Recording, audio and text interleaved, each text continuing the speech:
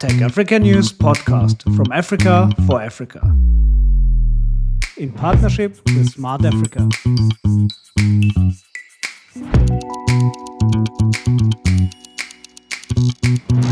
Welcome to the TechAfrica News Podcast.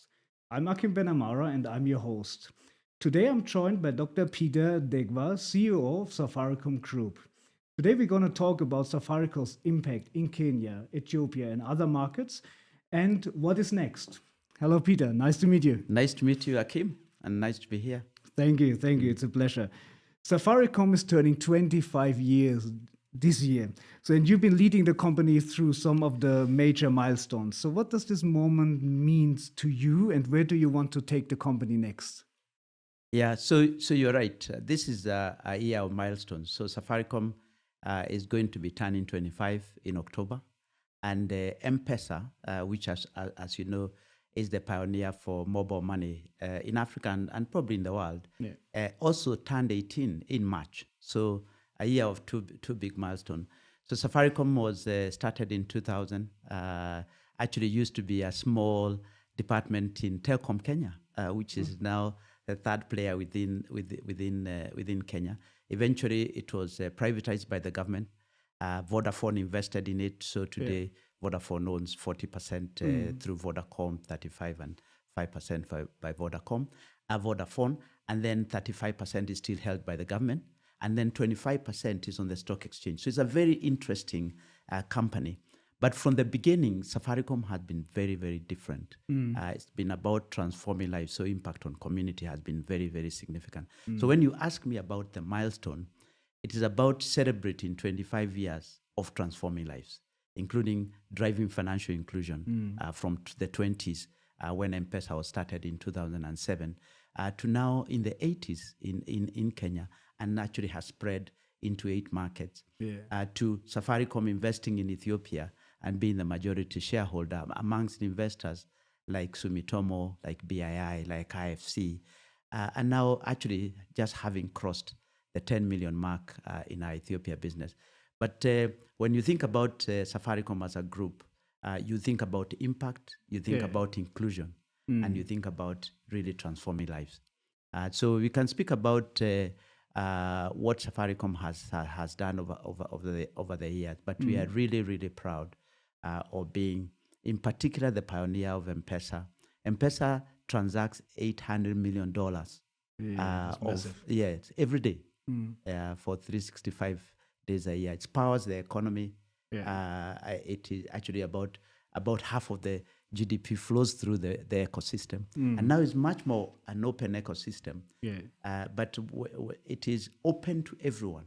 We have 36 million customers who interact with M-Pesa on a monthly basis. From your what we call Mama Mboga, which is a vegetable seller in the street, to a border rider, which is the motorbike rider on the street, to a small business who is using the transacting till to receive money, but also to pay what we call transacting till to a large corporate like the one I used to work with, Diageo, which now we offer cashless solution for their retail business. And to governments, we are now involved with supporting government digitize in the way that they offer services to the public in healthcare, in agriculture, fertilizer subsidy, for example. We've just been involved in offering a service that allows people who are retired to get stipend from government, what we call Inua Jamii, which is the older population, and then they can go to any of our 300,000 agents across the country to receive their money. So we've impacted on the financial inclusion. We've also connected the country. So we have more than 95% 4G coverage in Kenya today, but you still have the 2 and 3G because the devices you still have a lot of 2 and 3G devices. So the next phase is about really accelerating the move from 2 to 3, 2 to 4, 2 and 3 to 4G, and a lot of the inclusion is about enabling people access the internet. And you can't access the internet if you don't have the right device. You can provide the connectivity, but without the right device, you can't. So both on the connectivity side, but also on the financial services side, the business has really become a big driver of inclusion. Then on then on the investment side, investors are happy. We crossed the $3 billion business turnover. Kenya is a real big powerhouse for the business. Ethiopia, of course, is our new baby, and in future, I'm sure between the two countries, we will be a massive driver. We want to be Africa's leading purpose-led technology company, and we've already demonstrated in Kenya. We've started in Ethiopia. Now we want to really be the showcase across Africa. So it's a massive year for you. It's a real massive year. Yeah, look at it. yeah. So, and the importance is also, I guess, to have a cross vertical impact. So you try really from, on the one side, from the finance perspective, then the connectivity perspective. Yes. So you touch a lot of lives. And that's also, I would say, a great momentum. So, but if you look at M-Pesa with such a track record and such a loyal customer base where you, let's say, bank the unbanked at the end of the day. So what is next for the platform, and how probably also AI affects the next steps? Yeah. So actually, before I speak about M-Pesa, one of the big elements that Safaricom has been known for is our foundations. Yeah. So since we formed a Safaricom Foundation, which really offers support to community on the smaller programs. But then when M-Pesa was formed, we also formed an M-Pesa Foundation. So we have two foundations. The foundation in the past 5 years alone has spent about 15 billion Kenya shillings, which I would say is just about $150 million on healthcare, on especially maternal and child, on a big program in education we call Citizens of the Future, and on economic empowerment. So we are not just a commercial organization, but also we are a big powerhouse in terms of driving community investment that have nothing to do with the commercial agenda. So M-Pesa Foundation celebrated 15 years this year of actually impacting community. And that's a very important part of our transforming lives. So not only do we transform lives through the way we offer our services, but also we transform lives through the way we impact through our foundation. Then now coming to M-Pesa. And so M-Pesa has, as I've given a few statistics, we have 36 million customers who interact with M-Pesa every day. Since COVID, we've seen huge acceleration in uptake of digital services. So because remember, it's about using connectivity and financial services to enable countries digitize and including everyone in that digitization journey. And in the past 4 years, M-Pesa has increased its level of transactions by 4 times, value by about twice. And the reason for that is people are using digital more. We used to have 150,000 agents where you can withdraw and deposit money. Today is 300,000. So that franchise in 5 years has doubled. We used to have the points where people can use M-Pesa. It was 170,000, what we call M-Pesa, Lipa na M-Pesa, pay with M-Pesa. Now it's 700,000. That's 4 times.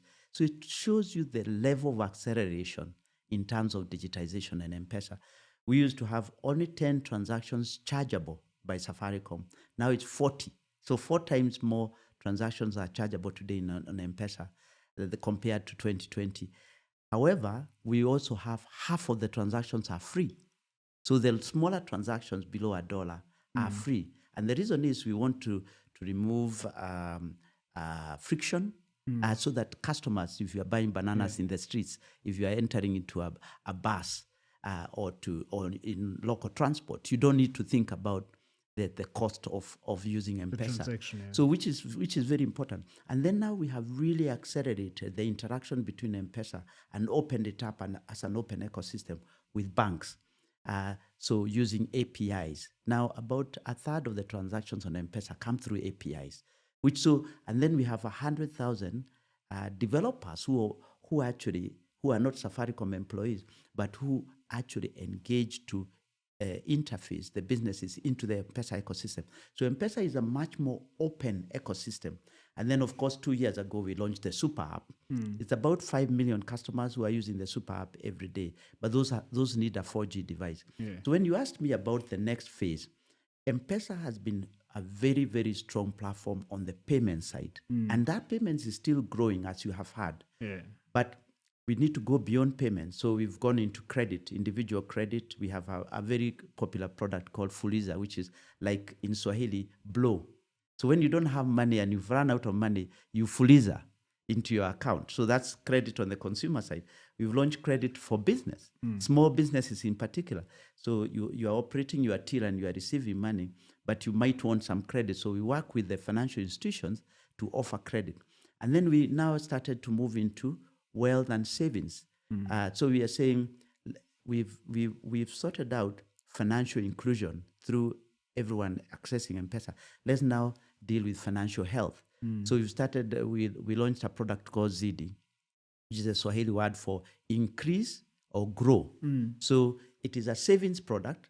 It's a money market backed by a money market product. So you earn an interest instead of your money sitting idle. So we are saying we are encouraging savings. And then now we also launched insurance for devices, starting with devices, and then we'll expand because we have a huge distribution infrastructure. So we are saying we've done financial inclusion and we continue to do that. Let's now focus on financial health because penetration of insurance is still very low. Penetration of savings is still very low because barriers to entry for your average person is low, is high. So we are saying you can invest as low as 100 shillings, which is $1. So instead of, you don't have to be rich. Accumulating wealth is not about richness. It's just about savings. So it's more about educating the communities. Educating the communities, increasing the opportunity and improving the customer journey. So it's only 3 steps to register and 1 step to invest, 1 step to withdraw. And there's no charges for withdrawing or investing.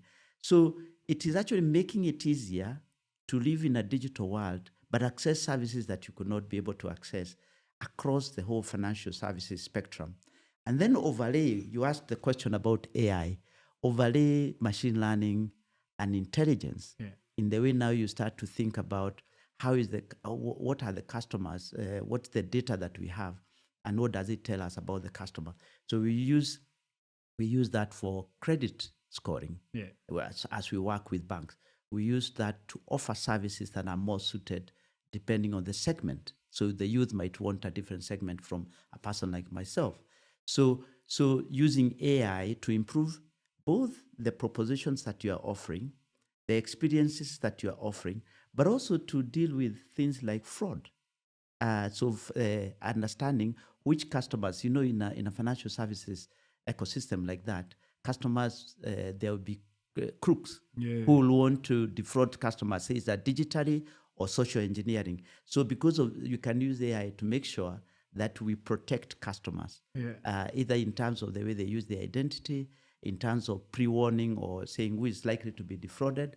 So there's very different ways that we are starting now to see AI as an opportunity, but also the interaction with all the other ecosystems that we are dealing with. They are insurance companies, they are banks, they are actually the ecosystem of small businesses. So AI has a huge opportunity for us as we expand M-Pesa into the next phase. So it's about going beyond payments, empowering customers across various ecosystems, and then using this franchise that we have now to enable government to really offer services. So we are involved in a big healthcare transformation with the government. We are involved with offering vouchering, like for fertilizer subsidy. We are involved in deepening financial inclusion. So the government is using our infrastructure and our ecosystem, both the connectivity and financial services, to enable it offer services. If you look at the 4G device penetration in Kenya, so you have a lot of untapped potential. At the end of the day, so it's not only about how can I bring more value to my service, but also how can I connect the unconnected to my service. You're so right, Akim. In Africa, as you know, although we are close to 1.5 billion, about half of those people don't access the internet because they only have 2 and 3G devices. And half of them are below 30. Exactly. And of course, you have a very young population. Now, when you look at Kenya, only about 40% have true 4G device. Not smartphones, not 3 plus, but actually 4G devices. So we know that we look at we look at access and inclusion in 3 ways. So we say you have to have a network. So the infrastructure has to be there. We have already put that infrastructure. And we can continue to expand it. We can include, even in future, we'll include satellite and other stuff. But that is work we have already done. The second is devices. And we only have now about 40% accessing 4G devices. But devices, what are the barriers? Affordability. So devices, you need a device at around between $40 and $60 for people to feel they're affordable. The second thing we have done is we said, even if it's slightly more expensive, you can pay as you go. So we have something we are calling lipa mdogo mdogo, which is Swahili for pay little by little. So you pay a small deposit of $5 and then you pay off your M-Pesa on a daily basis until you complete paying the device. So it's not just the affordability in terms of if you're buying cash, but also if you pay as you go, it will also be affordable because people earn on a daily basis. And then once you have gotten the devices, and then the third way we've done it is we now have constructed a local assembly.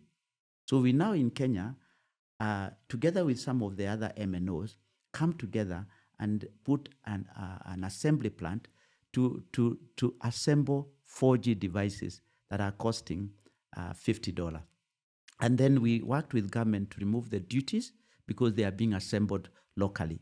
So as a result, so we have a device that's assembled locally. We can offer it on financing, or we can offer it in cash and it's still affordable. And then on top of that, the third reason why people don't buy is also because either they don't know how to use the internet or it's too expensive. So the data prices, we've continued to reduce data prices. In the past 5 years, we reduced it by about 2/3, so about just over 60%. So we are now in the bottom tier in Kenya on data pricing. So, and then you put it as a proposition together with the device and together with the app on the M-Pesa side. So we continue to look at it holistically so that it's not just the device, but this is what they do with the device. It's like an ecosystem. It's an ecosystem. So, but devices is the real anchor and unlock for internet access. So, but the device should, at the end of the day, should be a commodity. At the end of the day, you should have a right. In 5 years, in Africa, we should expect everyone has the right device. That's 4G plus. Everyone can access the internet at the right and it's affordable. And almost like internet will become a commodity itself. So that then what you are offering, services we will be offering, will be all these other services that allow people to actually live the lives they want. So it could be content. It could be access to TikTok or to whatever, or it could be access to financial services or the next savings product that we are offering, so that the layer around connectivity becomes so accessible that no one feels excluded. We are even doing this even for refugees. So our brand is about ensuring that no one is left behind. I've talked about including the pensioners into our ecosystem, including people who are excluded, like farmers who are in the rural areas. So, but device is the unlock. But Africa, we still have a long way to go. But companies like ourselves, MNOs like ourselves, together partnering with the governments on the regulations, on the policy, on taxes, and also partnering with regulators on affordability, is quite important. So the private and public sector partnership will be the needed accelerator for making a change. Absolutely, yes. So when we look at rural and semi-rural access, which is still a big challenge in a lot of African countries due to geographical, let's say, difficulties. So what's your take on the role of satellite? And do you see it becoming a part of Safaricom's strategy for expanding coverage? Yes, I know there has been, especially with Starlink and all that, there has been a lot of hullabaloo about satellite. Yes, a lot of banter. Is satellite going to disrupt all the MNOs? Will they have business in the future, and so on and so forth? Just if you think about connectivity, it is about ability to include people so that they are connected. We talk about connecting people to people, people to opportunity, and people to knowledge. The terrestrial network is now established, and there has been a lot of investment that has been put there. Satellite, we see it as an opportunity to come and complement that terrestrial network. Especially there are still so many rural areas. Our countries are huge in terms of geography. They are not necessarily viable commercially to put radio sites, and we are already, and we can talk about Ethiopia in a minute, because these countries are big. But when you look at Kenya, there's still, although we have more than 97% coverage, there's still a lot of geographical. So we have population coverage, but we don't necessarily have geographical coverage. In national parks, we have a lot of national parks. We have rural areas. We have hills and mountains and so on and so forth. So we will see satellite coming to complement terrestrial network in ensuring that is covered.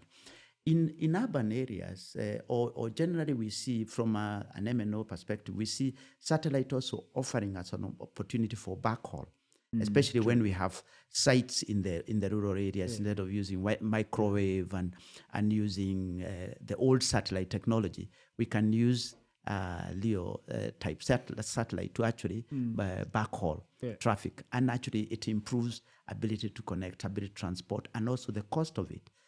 And that's the other area. In urban areas, satellite will complement fixed, but fiber will always be better, because fiber has better capacity, better stability, better latency, and so on. So satellite may be a backup for business. Maybe also an option where fiber is not has not covered, or where 5G is not available. So we see this as complementary technology. Of course, the way it is landed, the way some of the satellite has landed in markets, it felt as if they are coming to take over. But we are now having conversations with all satellite providers. Starlink just happened to be a front runner, but they are all quite a number. SES, AST, Amazon, and so on and so forth. All these, in another 2 or 3 years, it will be mature. There will be lots of choice. But for me, I see it in 3 ways. One is there will be direct to mobile, which will generally go through the MNOs, because we are the ones who have KYCs, customers, the devices, and so on and so forth. And probably satellite operator also doesn't want to deal with the end customer. Absolutely. At the end of the day. Yeah, because they won't even have the ability to be compliant with the country regulations. Then the second one, which is actually B2B, is the backhaul, which is very useful and should start now. And I'm sure we will many countries already implemented it. Exactly. And then the third one is the complementary to fixed, which then it may be commercial deals. Satellite operators may want to go direct, but in the end, I think it will be a partnership game in the end that allows for the country to be able to be offered all these services, like in the healthcare program, which we are supporting the government because we are in charge of delivering connectivity. We are starting to see some of the hospitals. We may use satellite instead of, because there is not enough capacity or coverage from a terrestrial perspective. So I see it as a real complementer. And yes, there are areas that will allow MNOs to wake up. But if you look like at we are providing better bandwidth now because satellite is available, which is good for customers. I fully agree. But if you look from a Pan-African perspective, and we know the geographical difficulties we have. So at the end of the day, satellite will be the key player to unlock the potential we have, especially in rural, semi-rural areas. There are so many countries that don't have the coverage that you want. And there are so many rural areas and our geography. So Africa will probably be the biggest beneficiary of satellite, because then you don't have to necessarily put as much investment as we would. And also, therefore, means that also the cost of delivering that connectivity is lower. So I fully agree that in Africa, satellite will probably play a bigger role than probably in the West. Interesting. So when we look at Ethiopia. So Ethiopia Safaricom is growing very fast. Yeah. Congrats to you. Yeah, thank you. So what you learned and what are your key takeaways as well for the next 5 years if you look at Safaricom and M-Pesa in both countries? Yeah. So Ethiopia it has been one of the best decisions that we have made. I know it was seen as a big agenda for Safaricom. So in 2021, Safaricom led a consortium of investors, Sumitomo, BII, Vodacom, and then IFC joined a bit later. And we got the license. There were 2 licenses that were up by the government, but we were the first international player to be allowed to operate in the market. So I want to thank the Ethiopian government made a big decision because there's still a lot of services that are controlled through the public sector. But it is very good to start to open the telecom industry because one of the reasons why the Prime Minister did that is he wants to accelerate the digitization of the country. So we started commercial operations in October 2022. So in 3 years, we've just delivered 10 million customers, active customers on the GSM side, which is fantastic in just 3 years. We now have a network that is just over 3,000 sites.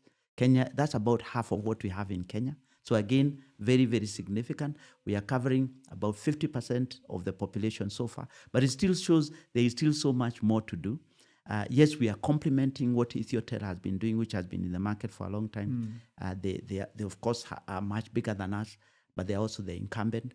But it's also the advantage of Safaricom going in there has elevated service delivery.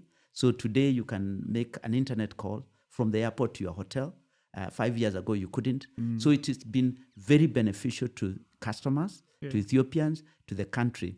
So for Safaricom, we see this as a big growth accelerator. In our results, which we announced in May, we called a 15 to 17 million target for our market for this financial year.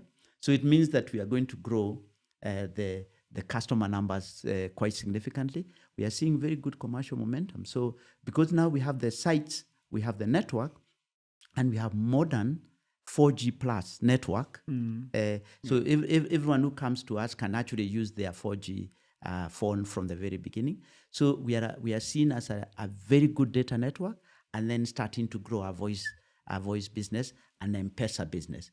So we see a real huge opportunity in there, but also because you have 125 million people. So 10 million is still a very small business. Although it's the size of some countries, it's still a small business. We think we have between 10 and 15% share.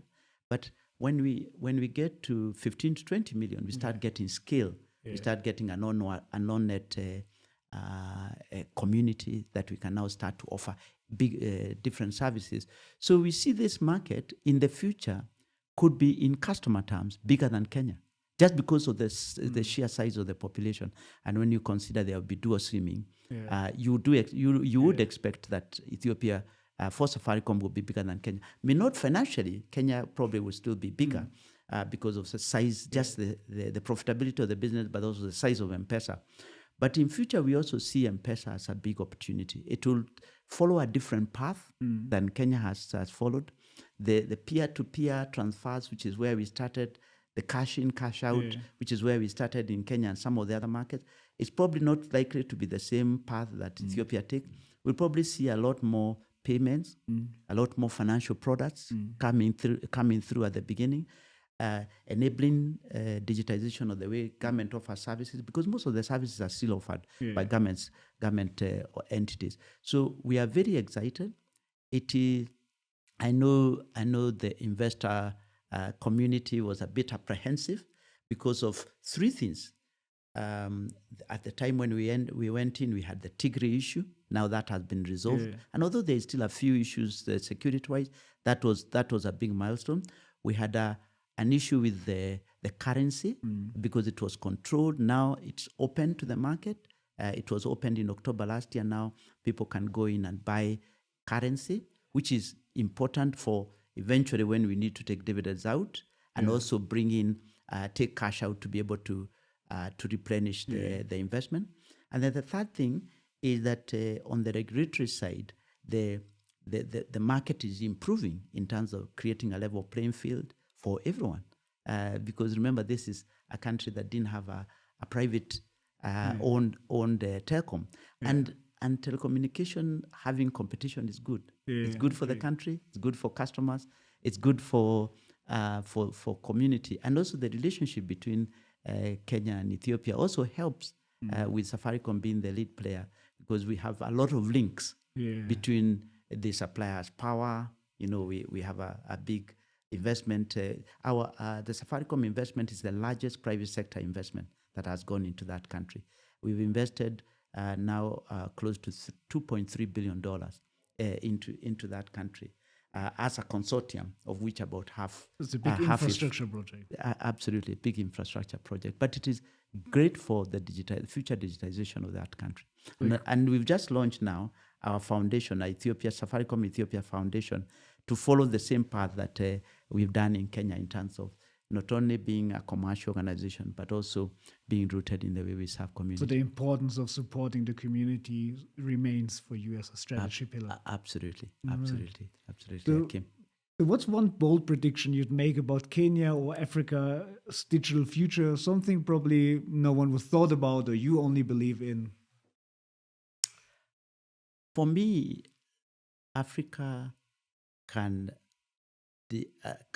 leapfrog the rest of the world in the way we use digital to improve people's lives.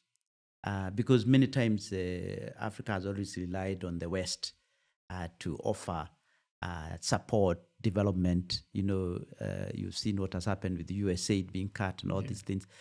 We've shown it in mobile money that we can actually do much better than any country in the West. So using digital transformation and AI together. And I know that a lot of the AI investment is by West, but you don't necessarily have to invest to benefit from it. True. The partnership between us and companies, OTTs in particular, whether that's on data centers or in the way we use content or the way we pass that content to customers or the way we serve, can really transform the way we think about including our population and also unleashing the power that our youthful population have. Because many of our youth, Kenya, if I look at a lot of Africa, the average age is 19, 20. In Kenya, it's 19. In Ethiopia, it's 19. In Kenya, it's like 19 and a half. These guys were born around the same time as M-Pesa. So they don't know anything else other than digital. And actually, so we can actually use the power of digital to unleash the opportunity that the youth have in employment. So, for example, you don't have to think about being in one place. You can work for a European company or for a US company if you're a tech operator. I've talked about 100,000 developers working outside of M-Pesa ecosystem to serve Safaricom and so I believe that we have digitization can be the unlock for the future of Africa. So you're optimistic. Very optimistic. Thanks a lot, Peter. Thanks for your time. It was really a pleasure talking to you, and hopefully we have another conversation next year at that time. Thank you. And this time it will probably be in Cape Town when I'm coming to meet my investors. You should. The weather is way better. Thank you. It was a pleasure. Thank you, Akim. Thank you. Nice to be here. Thank you.